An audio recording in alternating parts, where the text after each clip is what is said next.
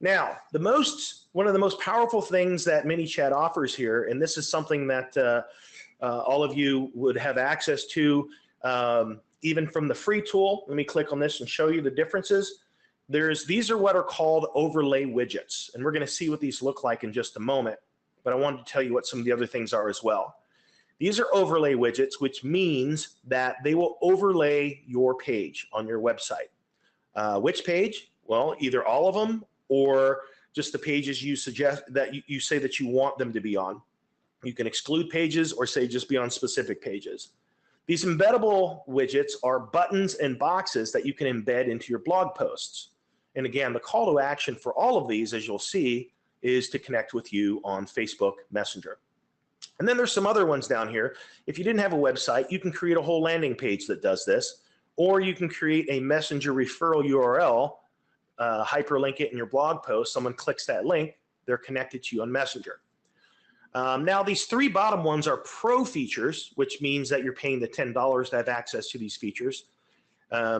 This first one is a little bit more advanced. This is a JSON feature. It's super easy to use. And basically, if you've ever been in the Facebook ads section, if you've ever looked at Messenger, there's two options back there.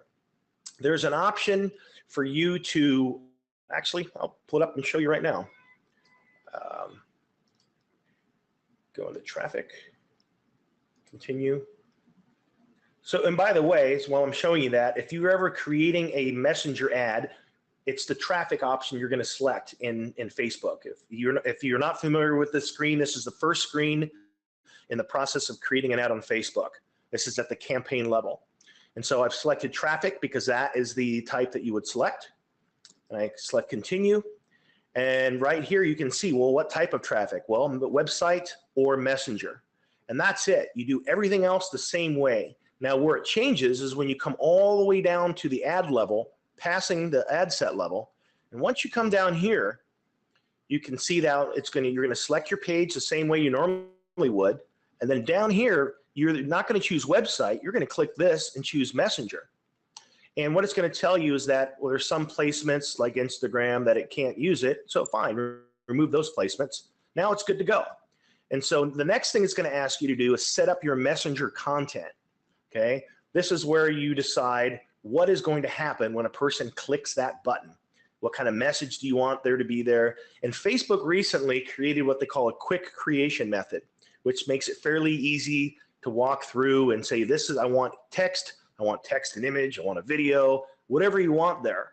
Now, the JSON creation method is a little bit more advanced. When you see this, your eyes probably cross. Don't worry about this at all. The reason I even showed this to you is because over here in Growth Tools, you can create the code. All you do is copy and paste, and it will actually incorporate ManyChat's functionality. Again, a little bit more of an advanced topic, but just wanted you to know the functionality's there. You can do some super cool things with it that Facebook does not do on its own. Now, the pro feature is when someone comments on your post, you select the exact post that you want to use, and it will look for comments. And anytime someone comments, you can have a message go out to that person. I wouldn't do it right away, but let's say 10, 15 minutes later, you send a message, hey, thanks for stopping by my page and leaving a comment. You might ask them, so, do you use Facebook for personal use or business or both? So you can actually engage in a conversation that way through an automated process. And this last one is Facebook Messenger code. You can actually create an unlimited number of codes. That's where it has your profile image and those dots and circles around it. And based on how you set it up, when they actually scan it, it will actually put them into a sequence, or it will do a number of different things. It's up to you what you want it to do. So I'm going to show you some of that now. This first one here, actually, I'm going to go to one that's already been created. Let's go to automation, no, Growth Tools, and here we go. Overlay demo. Okay, so what I just did here is I just clicked on bar, this type right here, and it's giving me a look right here at what it's going to look like on my website. If I want to see what it's going to look like on a phone, I just click on the phone preview. And I can see right now it's active because I created this earlier just to show you guys. If I put that in draft mode right there, that means it will no longer show on my website. And this is the website that I put it on, and this is what it looks like on the website. But if we come back over here, I just want to quickly go through, and I don't have time to go through every little bit of this, but I wanted to show you just a couple of things you have the ability to do. You, of course, can come up here and edit this to your delight. Right now, I just put simply connect with me on Facebook Messenger, and then connect with me. That's the call to action. You can allow a person to hide this bar, which I always think is a good idea to be respectful in your marketing, and they click that, it'll go away. Now, this here is the checkbox. If I chose send a messenger, it's just going to show this box here. I don't really care for this one. I like with checkbox because it allows me to edit my call to action on the button.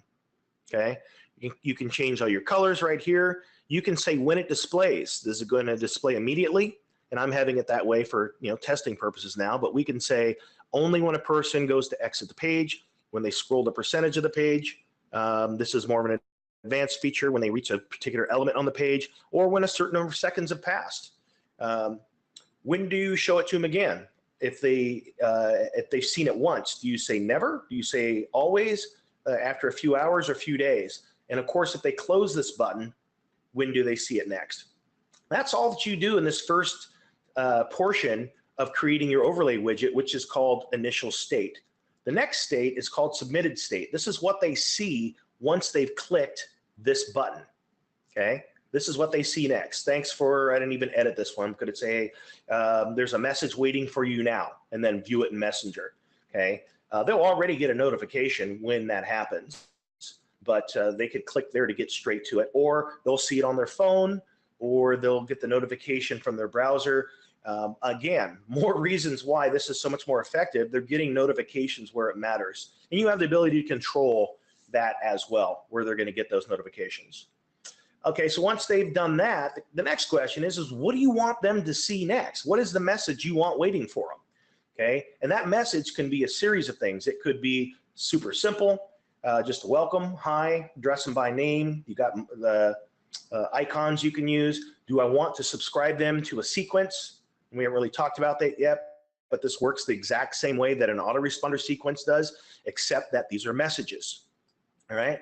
And then the most important thing here, and you only have to do this once, so again, don't let it cross your eyes, it's not complicated at all, is the setup. You have to do this one time. This is how you get it to show up on your website. You're going to click on install JavaScript snippet. You simply, it's two steps. You add your domain name, and then over here, you get this little piece of code. And you're going to place this in the head tags of all the pages of your site. If you don't have the ability to use plugins, then you're just going to ask Jim over at MLSP. He would actually know how this works with MLSP's blogs. Or if you have some other way that your blog's managed and someone knows that other than you. But if you do have WordPress, you're familiar with installing plugins, there's a super simple plugin called Header Footer, and you just add this little bit in the head. You do it once, and you are done. Now, when you set this to active, you're going to see this show up on your page. And the moment that a person clicks that, they just got a message now that's waiting for them. You just saw the message right here, this notification come right up, okay? If I click on this, it's going to take me straight to Messenger, and I can see my message related to having just subscribed. And what is that message? Well, the message is whatever I determined it to be right here, okay? And you can even see it right here. It says, thanks for subscribing. I would absolutely change this. I would say, hey, it's great to connect with you on Facebook. And I want to ask them a question always, because it's really important that the first time they get a message from you that they engage you, okay? This is critical, in fact. And if I have a time at the end, remember I was talking about Messenger Gateway? That's where this comes into play. The short of it is that the first time that a person clicks that button up there, that means that they are now on your Messenger list. But you don't know who they are. They can receive your messages, but you don't get their public information yet. However, the moment that they reply to you, you now have their public information. So if you didn't have it before, you would not see Like for instance, you would not see, it would just be like one of those blank avatars here, no name, no gender, but it would say subscribed. It's not until the person actually replies to you that all of a sudden now it populates with their information. So again, you can still message them, but you only get their public information from Facebook when they reply to you. So for that very reason, it is incredibly important that you begin by asking some type of a question in that first message that goes out. Okay, and I will usually ask a message like, or something like, let me see if I can give you an example. Oh, and by the way, that was the first type of overlay tool. This one here that sits up top. You have other ones. Here's the slide in. Okay, it just slides right into the side. You can add image. You can say where you want that image to be. You can change your call to action. This is where you can add some additional copy. So this could be an instance where you could say, get my free cheat sheet on, on messenger marketing. And a person clicks this and they connect with you. And then now, when they get to that opt-in section, it would say, hey, thanks for your interest in the guide. And then down here, you might say, is it okay to send you the guide here in Messenger? And if they say yes, they click the button. I'm going to show you how you can create a button for this. But if they click a button yes, then that is their reply. Or if they type a reply, either way, you now have access to their public information. Okay. So let me go in here real quick just to show you what it's like to edit a message. This is what the message editor looks like. And I can come in here and I can delete this whole thing. I can start from scratch. I can add a text box, which has buttons that I can work with underneath. I can add an image. I can add a list, which is if you had a bunch of products that you wanted to share.